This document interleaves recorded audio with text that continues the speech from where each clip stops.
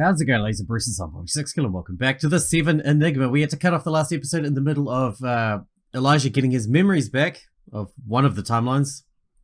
The current timeline, I believe.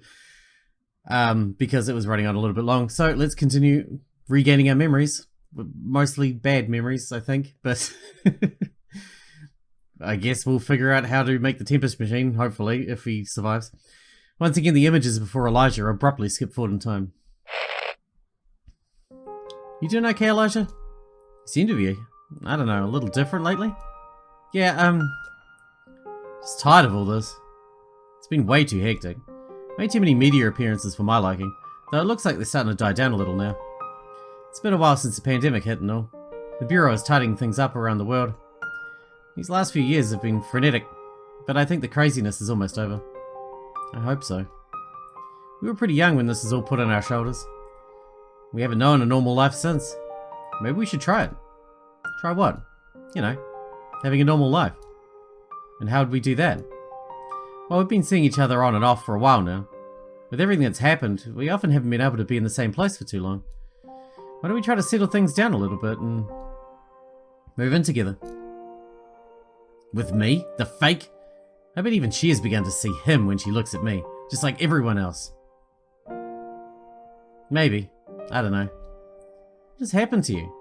Whatever that guy would do anything to just get a date. Sorry, I've just been pretty low on energy recently, I guess. I get it's been hard, but I don't want to wait around for you forever. At some point, you've got to decide what you want. Do you want to give this a go or not? Yeah, okay, let's do it. It's about time we put ourselves first, I think. She's gonna regret wanting this. She has no idea how big of a mistake she's just made.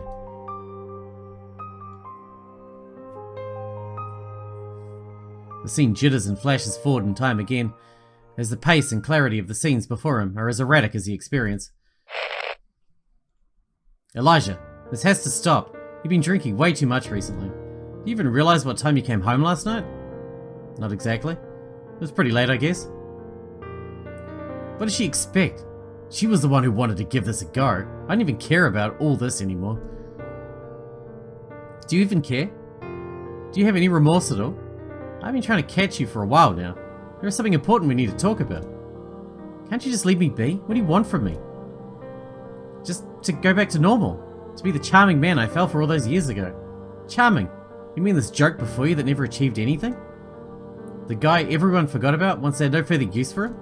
The man everyone pretended was someone else for their own entertainment? Me? The man who never, ever achieved anything on his own? The man who had his dreams stolen by somebody who doesn't even exist anymore? Who was erased from history? Give me a break. I'm not stupid. I know what everyone has really been thinking. This is her fault for being so patronizing. Elijah. People have just been pretending that I'm him. I'm less than invisible. I'm no more than a ghost at this point. It's been years, and it won't just end. I bet even you see him when you look at me now. What? Are you serious, Elijah? That's not even the worst of it. Look at what Bosk has become. We opened the door to allow these idiots to take control of the technology. Have you seen some of the tech they've been rolling out? They must have been sent through the Tempest system. There's no way to explain their sudden growth. It's all our fault. We've messed with something we should never have screwed around with. That wasn't our doing. And without that technology, do you understand how many people would have died? This is all wrong. Time isn't something we should have screwed around with. Are you even listening, Elijah? What other option do we have? I'm just so sick of living like this. I'm just so tired of this, Tara. Tired of us? Of me? I don't need you to keep pretending to enjoy this. I don't need any more pity or games. Is that honestly what you think I was doing? Isn't it? Why else be with me? I'm useless. Unless I was right and all you see is him. I can't believe this, Elijah. After all we've been through. After how long I've waited and you give me that? Honestly, I'm not good for you or anybody. You're better off if I just leave. I knew this from the beginning. I'm such an idiot for letting you get involved with me. Are you serious? So you're just gonna leave then? Just like that? You don't understand, Tara. It's not who you think I am. I'm not who you think I am. It was stupid and selfish of me to even do this to you in the first place. I knew this would happen. I never should have said yes to her. I'm such an idiot. Wait, I still need to talk to you about something. Honestly, you're better off if you don't. There's something you need to know. Bye, Tara. Wait! If you leave now, I'm not going to chase after... I've had enough of chasing you. This is your last chance. Elijah. Elijah?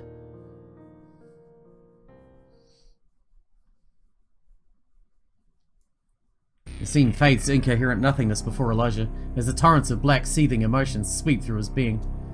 Damn it, I'm such an idiot. What was he even doing? Was that really who I was? Oh, it's so frustrating. Though cast down, Elijah is given no reprieve. His reality again skips as a pummeling voice plays out in his head. I'm worthless. Look what I've become. If only I really was him. The one everyone thinks I am. The me who achieved his dreams. The me who really did save the world. I'm sure then everything would make sense. Wait, of course. His last wish was to restore his memories. He sent them as digital data, but maybe I could go beyond, just remembering them. Perhaps I could become them. Perhaps I could find a way to replace my memories with his. Yes, that's it. This is all just a mistake. I never should have lived this life. I was always supposed to be him. It was the temper system that messed with reality. The voice Elijah hears grows more erratic and maniacal as it continues. I must do everything I can to fix this mistake, to erase this false version of myself, whatever the cost. This is my punishment for messing with time. I must work hard to fix those mistakes. I must become who I was always supposed to be. He's losing it. Keep it together, man. Elijah calls out to the phantom voice, only to learn that in this world of memory, it is he that is the phantom. Although it would normally be impossible to make a device to replace my memories, it wouldn't be if I managed to rebuild my own Tempest unit. That way I can take as many loops as I need. Yes, this is the answer. I will do it, no matter how many loops, and no matter the cost. I'll see it to completion. I will finally become who I was always supposed to be and cast off this false shadow. You're kidding me? Is that really my motivation the whole time? Here I was under some stupid delusion that my past would reveal a great act of heroism, that I was acting because of some crucial secret I had to protect. What a childish fantasy. I was nothing like that, not even close. I am a joke. This is all just pathetic. A little bit. A little bit, not gonna lie.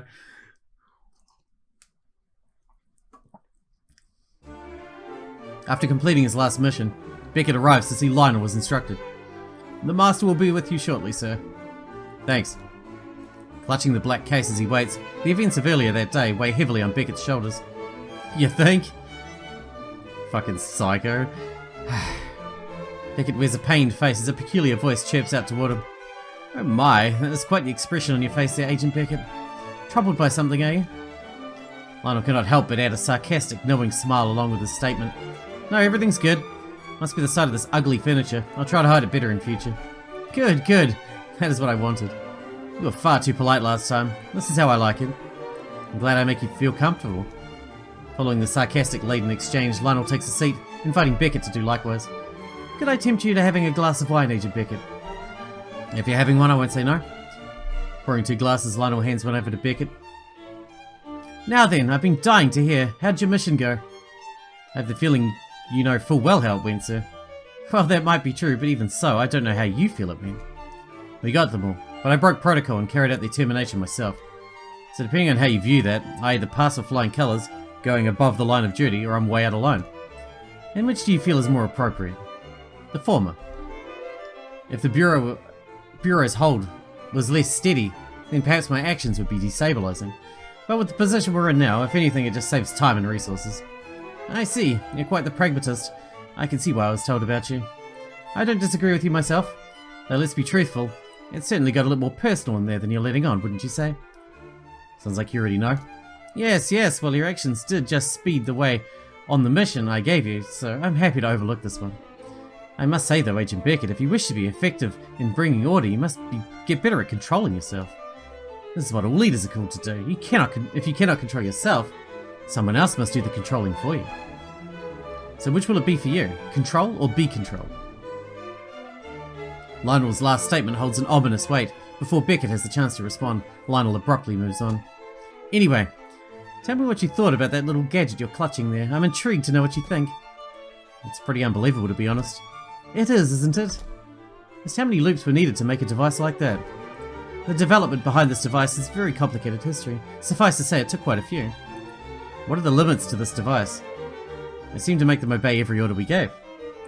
This one does indeed, but truth be told, it isn't the most effective use for this technology. It works by synchronizing with a person's brainwaves and overriding the brain's own commands.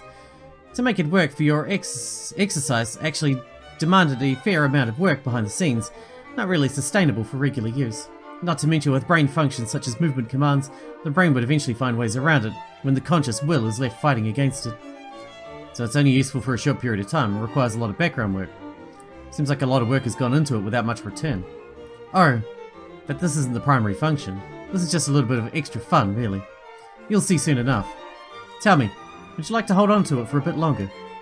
What do you mean? Well, you're still after that group of fugitives with Dr. Shaw, correct? I'll have my people load up the servers ready to sync with their brainwaves, so you can use this device on them. It'll make it easier to capture them when you find them. I thought they found a way around the brainwave type technology. And they found a way around us locating their neural ID on long distance scans, but that is all. We still have their patterns on file, so this device should still work on them. Dr. Shaw may be different given the brain data you found on him was different from what we had on file. If we don't get to updating his on time, it'll still be easier to taking down one rather than 6. Wouldn't you agree? I do. I'll hold on to the device and then use it to capture them. Good. Capture them and bring them before us at the Bureau of Safety Control's tower, at the center of the sectors. Once you complete your mission, you'll have earned my trust and your hard-fought promotion. And it looks like what I have to do is fairly straightforward. I look forward to finally figuring out my place in all this. My attendant will see you out. Have a pleasant evening, Agent Beckett. I do look forward to our next meeting. Thanks for the wine. Beckett follows the butler out in prompt fashion, leaving behind Lionel, who sits with an amused look upon his face. As always. In the dingy moonlight, Beckett makes his way down the eastern sector streets on his return from Lionel's residence. Suddenly, Beckett brings himself to an abrupt halt. Pausing all motion, he stands fixed on the sidewalk. Beckett lifts his voice to the darkness behind him. I know you're there. Advancing out from the shadows, a voice calls in reply. Oh really? Looks like you're pretty sharp. A second woman emerges along with the first, as the two draw closer to confront Beckett. It's not often someone is skilled enough to notice when it's us following. Indeed. Kudos. So how long have you been tracking me for anyway? Not too long. A few days maybe. It was your actions this morning that really got our attention. It's that same device you're holding now. The unknown woman gestures toward the case Beckett is gripping. This? Just some stuff from work. What I really want to know is how and why you're tracking a bureau operative. Surely you know the punishment for such a crime. I sure do. Though in my books, murdering 8 people in cold blood is the real crime. He pauses for a moment, locking eyes with a woman before... The old woman makes a break for his left flank, while the younger woman makes a break for his right. Beckett scrambles to unholster his gun and get a shot off in time. But before he fires, he's struck by a sharp kick to the side by the younger woman, sending his gun flying. The older woman then aims a round punch towards his head, which Beckett deflects on the inside with a raised forearm. Beckett leaps back instinctually to avoid his now open flank, but is caught at the end of a spinning back kick from the younger woman. You're both pretty good, I gotta admit. Beckett's at a serious disadvantage, as he is reduced to using only one arm as he protects the device he is still clutching. If that case is so inconvenient, we can hold it for you if you wish. The sarcastic comment cuts through to the reality of the situation as the two women reset for their next attack. I won't be able to win this fight under these conditions. I'm gonna have to do something. And wherever his disadvantage Beckett decides to, we don't usually get to make a choice for Beckett. Because who gives a fuck what happens to Beckett? I'd rather he just dies. He's an asshole. Fight on and die. Nice try, but this isn't over yet. Beckett slides the case along the street, and in the distraction, sends a haymaker of a punch toward the older woman. With the cross-arm defense, the woman manages to block the strike, but the sheer weight of the punch sends her balance back. Beckett follows up with a kick that connects to her now open flank. The woman decides to abandon the case for the moment as a barrage of strikes and blocks ensue. pace of the fight is furious. Beckett is able to defend for the moment, but is continually driven back. Beckett knows his only chance is to take one fighter out and reduce it to a one-on-one battle, but due to their speed he isn't able to gain the initiative. They're just too quick. I need to take one of them out as quickly as possible. I need to pick one and go for an all-in attack. Eyeing the older woman, Beckett moves in with a rapid flurry, hoping to overwhelm her by sheer pace and force. With Beckett forced to gamble all his efforts momentarily on the older woman, the younger woman doesn't miss recognizing her chance. She manages to swiftly maneuver outside of Beckett's eyeline and, from behind, aims a stabbing stomp kick to the spine. And sends him falling forward toward the older woman, who deals the decisive blow. And ends the fight with a perfect roundhouse kick to the side of the head. Beckett drops to the floor like a laden weight, out cold. Ow, that was nasty. All his weight was falling forward into that one. He'd be lucky if he wakes up anytime soon. Serves him right, the bastard. That kick just gave me... that kick he just gave me earlier, a brute of a strike. Let's hope we didn't just give him permanent brain damage. We need him to answer our questions. He should be alright, he's a big boy. Anyway, let's get him tied up before he wakes up. We'll take him and that device back to our hideout for now, and we'll figure out our next move. On it. The two assailants swiftly restrain Beckett and recede into the night. Okay. I didn't think there was any way to win that fight, but I'm curious what the other option does now. In the research office, Zala returns, following fetching Jasper. Concern is etched on her face as she begins to explain the situation to Jasper. Thanks for coming back, Jasper. I don't like the look of his readings. What's been happening? As Zala speaks, she signals with pointed gestures at the monitor. You said to get you if the signals went to the top for more than a few minutes, but they've been way higher than that level for quite some time now. Even up past the second line there. Yeah. Has it dipped down at all? At times it'll go a little below the second, but never below the first. This isn't good. It shouldn't even get up past that first line. What does it all mean? It means whatever he's experiencing in there, well, it isn't good. Zala allows her frustration to spill over, unable to continue suppressing them as she had been. I already knew it was no good. I said, tell me what it means. Stop jerking me around like some stupid kid. Sorry, I just wanted to needlessly worry you. It isn't needless. We need him for this mission. And beyond that, it's just cruel to allow him to suffer like that in his own mind. Being trapped like that, it's truly horrible. Elijah has been so courageous in doing this for us, pushing past everything he's faced over the last week and trusting us despite losing his memories. I led him to this moment. He trusted me, and I made him a promise. I can't leave him alone. There's nothing worse than being alone. We have to respond to the situation properly, Jasper. He needs our help.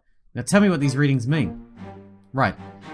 With lines of concern that descend from brow to nose, so exaggerated to be seen through his glasses, Jasper pauses in thought before giving his explanation. Basically, it means the threshold of negative emotions has been significantly high for a sustained period. This rarely happens to this degree in real life. People sometimes faint or pass out, sometimes they run away, withdraw or fight their way out. In one way or another, such a high degree of negative emotion is rarely held for a sustained period. In the rare times people can't escape such situations, these create severe traumatic events, such as what happens to people in times of war. You're saying this is bad because he can't escape. That's what I'm worried about. The machine just goes feeding experience after experience in an unrelenting fashion. We have no control over what is going on for him, and Elijah can't change it within his experience either. I think he's running the risk of significant mental trauma in there. We just have to shut it off then. This is too dangerous. We can't. There's no way to stop the program partway through, and I'm worried that shutting it off suddenly could be even worse. Even worse? How could it? There's a strong possibility he might not wake back up if we do that. The program has forced him into this dreamlike state, so the program sequence is also needed to jolt him out of it. There's no telling what would happen otherwise. It isn't worth the risk. So we just have to watch on while he suffers life-altering mental trauma? I can't watch that happen and just do nothing. I don't want to either. The fact is that anything else we do at this point is probably going to be worse for him. He is still stable medically. For all we know, the process may balance itself out in some way, and we just need to let it play out. Who knows? Damn it! For now we should just keep an eye on him, and trust he'll make it out okay. This really isn't right. Zala takes a seat next to Elijah's bed, staring blankly at the machine reading his brainwaves. Hang in there, Elijah. I'm with you, like I promised. Don't let it break you.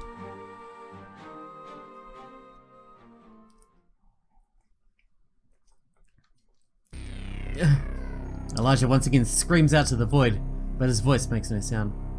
At least none that can be labelled as meaningfully perceived within this world of shadow. He's fully present but utterly helpless. So many memories, time jumps, skips. It's so damn disorienting. Elijah senses the coming of a fluttering swell that he has grown to know all too well. What is this one now?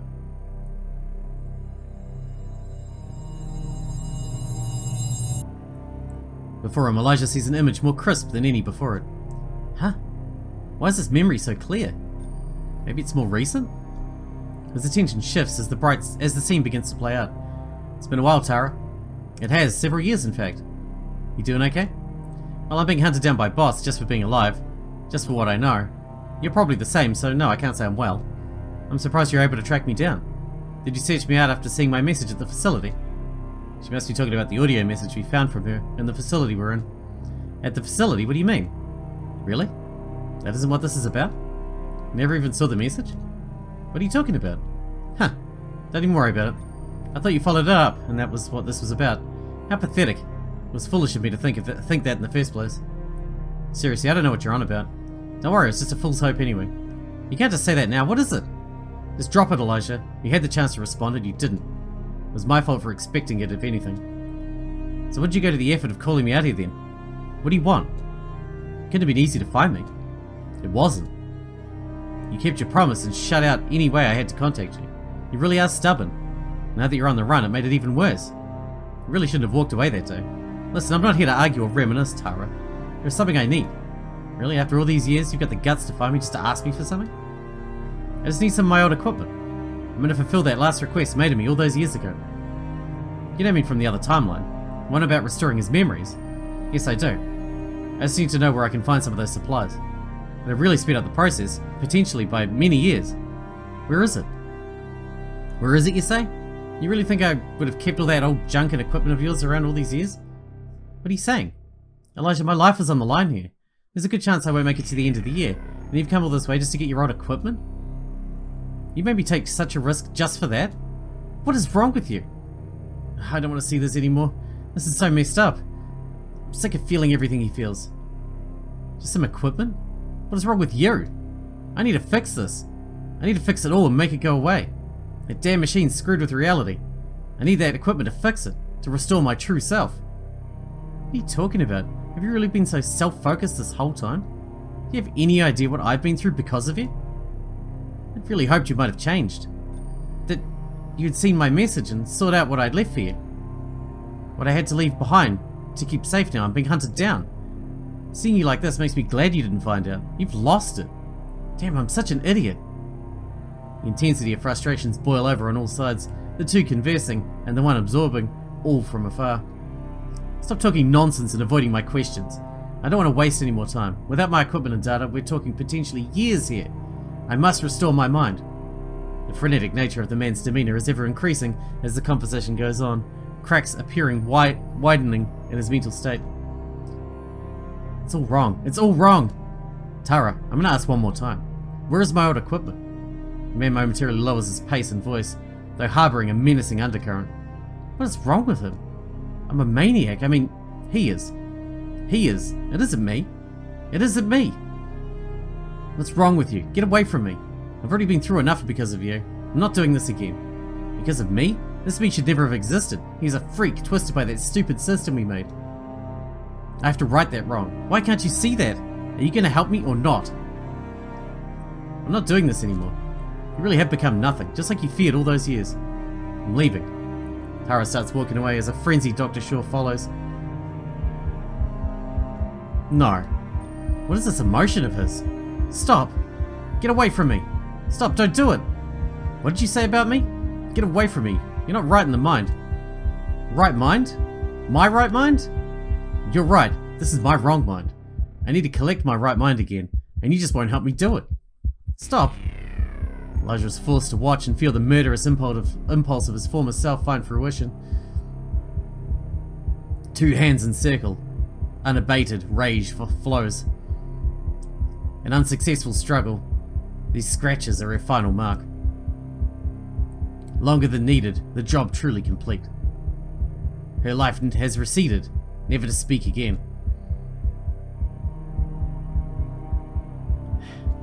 No. Man, everyone in this game is a psycho, huh? The deranged man's eyes widen, a jolting realization of what he's done. He drops to his knees. No!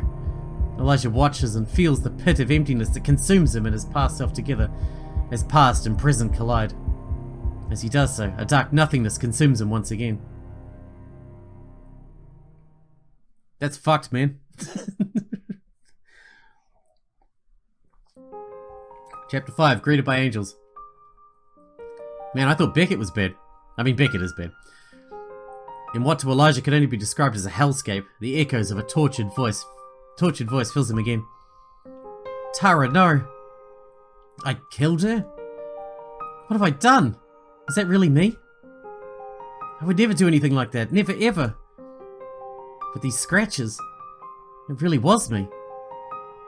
It didn't feel real. It felt like someone was controlling me. That's what this was. This is the whole damn reality. It has turned itself against me for screwing with time. It made me do it. It conspired against me. Man, he's just blaming everything on the time thing, right? He can't cope because time. Fucking convenient scapegoat. It wasn't really me because this isn't truly me. It's a false shadow. A shadow that must be erased. I must set things straight. Only then will things be set to right. This version of me doesn't deserve to live. I have to figure out what I do from here. I need to find a way to lay low while I complete my work. I need to hurry and expunge these damn false memories. As Elijah watches on, his past self's inner voice swirls, indicating to him a conglomerate of thoughts strewn together from different times and days. Soon they'll be implementing the new ID system. I need to find a way around it in advance. Okay, that should do. Now I'll just send some supplies and a good place to work. Need some supplies, sorry. Finally, looks like I'm all set to start my work. The last step is to make myself a ghost. That's when he faked his own death. This is too much. Too much. I can't keep up. Slow down, damn it. Slow down. Give me a second. Yet despite his pleading, he is at once wrenched into the next scene. My Tempest machine is finally complete. Files and account info have been updated and are ready to go. Okay, it's time. Tempest field sync initiated. With a bit of luck, this may not even be the first loop. Instantly, a blaring ring comes from the machine. Yes, an incoming message. This must mean I've already been working on this in other loops. The file is huge. Okay, it's finished decoding. Let's see these plans and how far I've gotten. Wait, how many loops have already happened? What? This is crazy. Elijah is under the strain of a strange sense of elation that his past self is enjoying over this twisted process. 80 odd loops have happened already? It must be near completion by now. Soon this will all come to an end, maybe even on this loop. I owe it not only to myself, but to all my other selves from previous loops who have worked on this project. We will rediscover our true self. We will shed these false masks. Then the world will be put right. Elijah watches his younger self pore through the design plans and logs accumulated over hundreds of years worth of loops. As he does, he can feel some of the accumulated knowledge flood into him also, as he watches several years worth of study from Dr. Shaw play out in front of him in a fraction of the time. I can't figure it out. The design was so close to being finished, but I can't figure out the final step. It looks like it's been 3 loops in a row where there haven't been any progress. That's now over 20 years worth of work with no headway. Right when it was so close to being completed. Am I really going to stumble at the final hurdle? You've always been like this. You never get it right when it really counts. You're a failure. A murderer. No. It's just this machine that made me like this. I just need to get this device working right away. A frantic sense of panic comes over Elijah, letting him understand the depth of fear his younger self faces of never completing his goal. I have to succeed at all costs. I'll start building the machine. Maybe as I do so, I'll stumble on some solution. There's no point going through yet another loop with no progress. I can't let history repeat itself. As the ensuing years unfold before Elijah, the frantic nature of Dr. Shaw's soul only increases as he draws toward the completion of his device. How can I overcome this final sinking issue? I thought that maybe if I built the device, this time it might inspire some idea or change, but it hasn't. It can convert the digital signals into brainwaves perfectly, and the device can also sync them into the brain without fail as far as I can tell. It even maps on to the neural structure of the brain accurately, so long as it is the same brain structure as the data.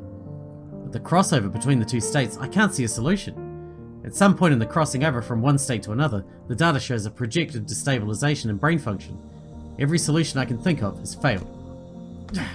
This is so frustrating. Am I just going to loop this failure infinitely? If the other versions of me couldn't make any progress at all, in the exact same conditions, there's no logical reason why this would ever change. Even building it hasn't brought about any insight. What can I do?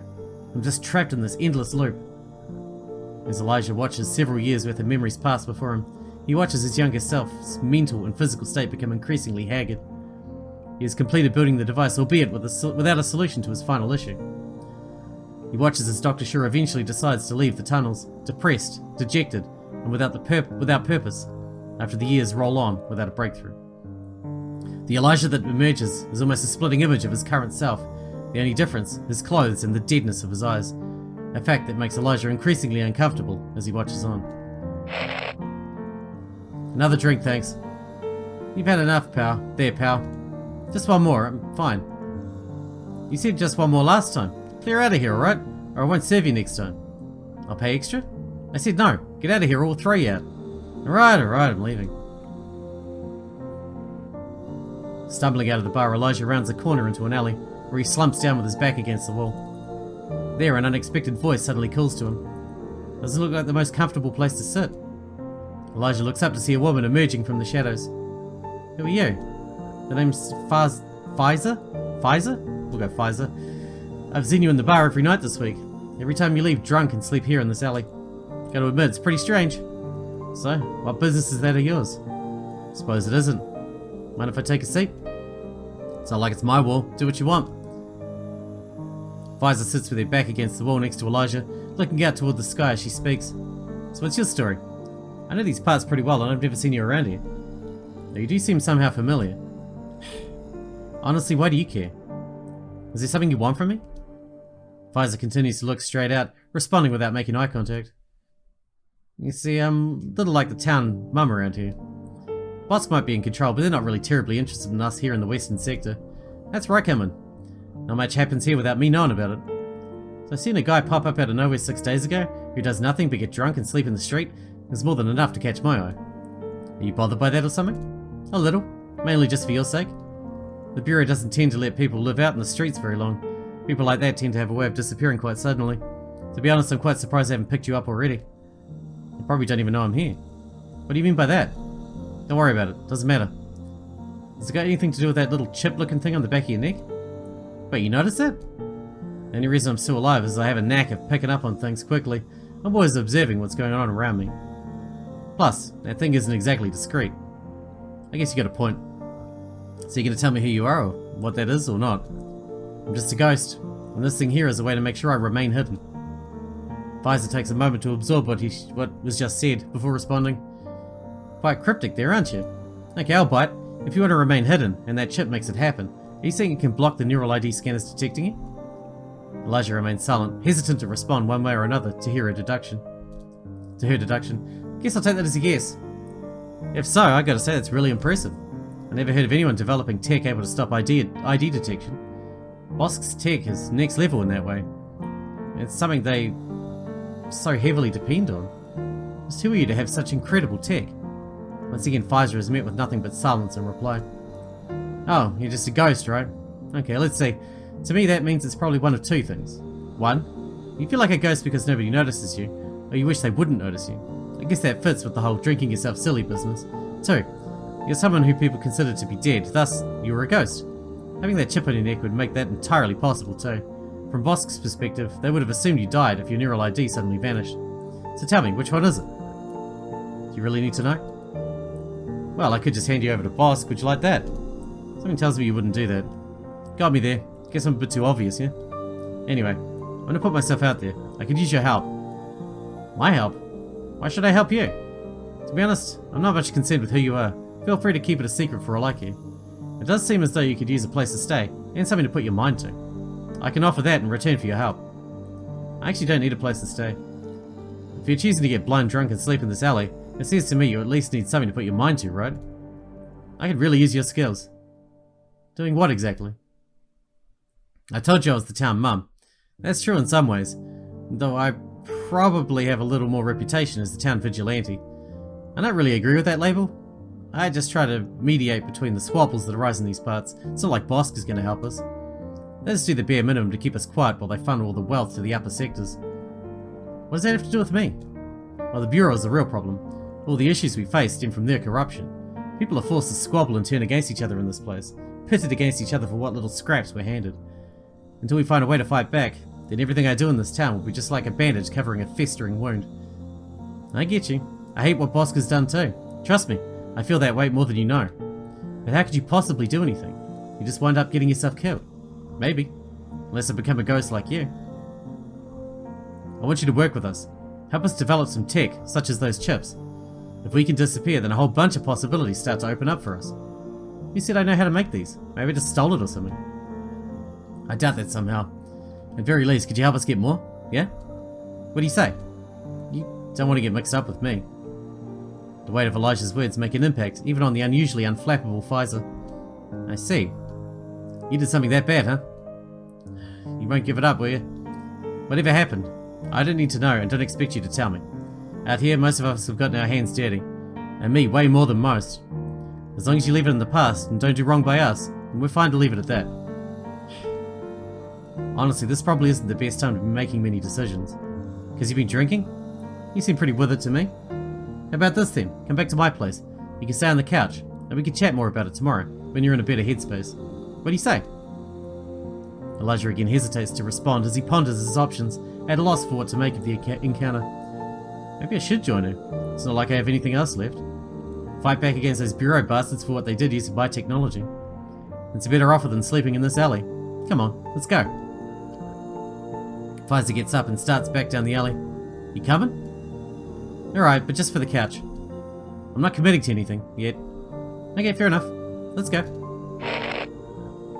Elijah watches the ensuing memories as one night on the couch turns into two, which turns into three, until several weeks pass. Okay, here it is. A brand new hideout. What do you think?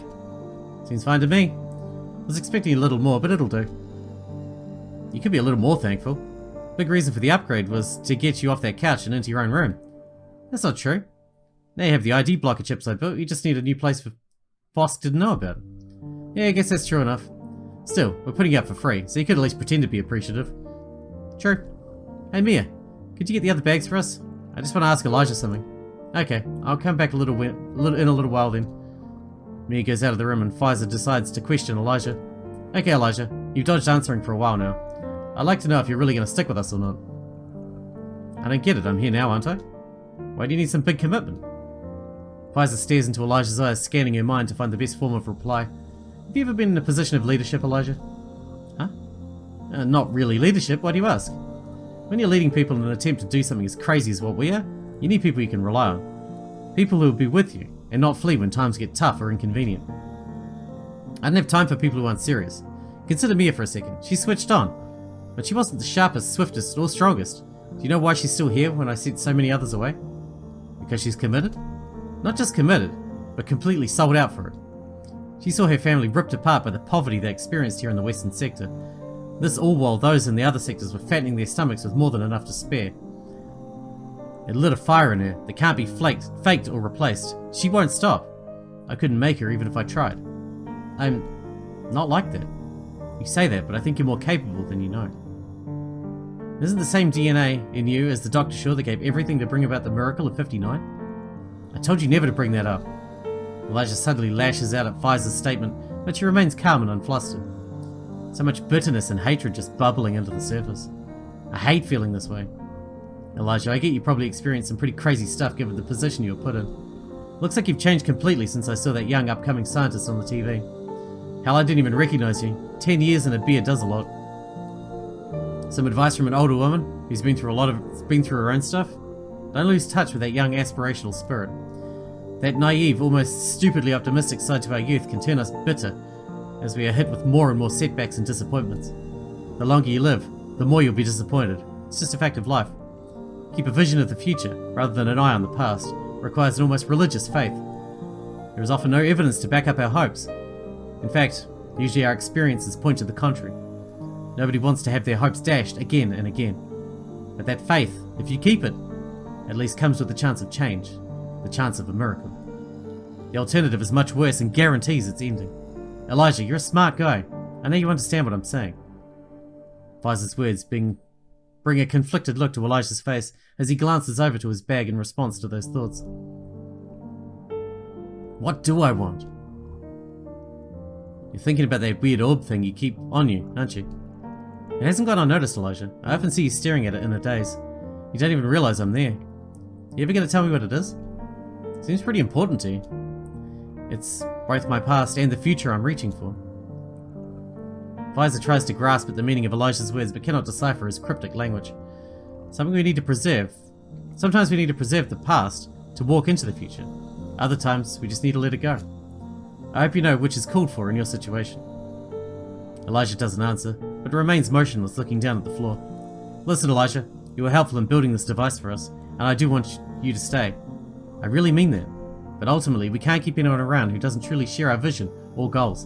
I'm not kicking you out now, and I need you to take some time to make up your mind one way or the other. I understand. I'll give it some thought then. Good. Alright, we need to wrap this one up. We need to wrap this one up because we're very much out of time. Once again, we got a lot of memories to get through, obviously. There's some of these choices, like, I know I've been told that the choices are just, you know, one's a dead end and one's the way to continue. But this choice here, and this choice here specifically, which memory set to use, and the choice when we were actually controlling Beckett, seem like they could be other things. Maybe there are other endings that aren't just bad endings. I really don't know, but I guess we'll find out, because we will come back to them at the end, I'm sure. Anyway, hope you guys enjoyed it. Thanks for watching. Thanks for hanging out with me, and I'll see you in the next one.